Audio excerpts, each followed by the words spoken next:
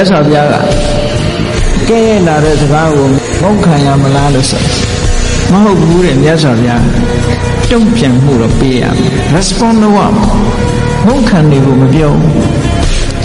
ကဲလာမယ်ဆွဆွဲလာမယ်ဆိုလို့ရှိရင်မဟုတ်ဘူးဆိုတာကိုပြန်ပြောရ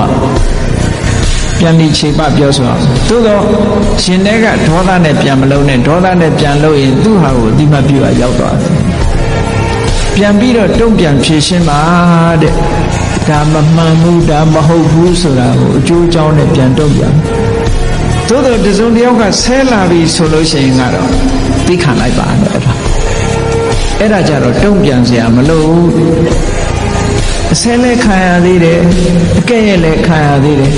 ကိုယ့်ရဲ့ရင်ထဲနှလုံးထဲမှာလှုပ်ရှားပြီးတော့အကောင်းဆုံးအကြောင်းကျိုးသိတတ်တဲ့အသိပညာလဲကိုယ်မှမဖြစ်ဘူးဆိုကိုယ့်ရဲ့ဆုံးရှုံးမှုတွေဒီမှာပဲရှိနေတယ်အဲ့ဒါကြောင့်မြတ်စွာဘုရားကကဲ့ရဲ့လို့ပြန်ပြီးတော့စိတ်ဆိုးနေမယ်ဆိုလို့ရှိရင်ကိုယ့်အတွက်ပဲတိုးတက်မှုရဲ့အန္တရာယ်ဖြစ်မယ်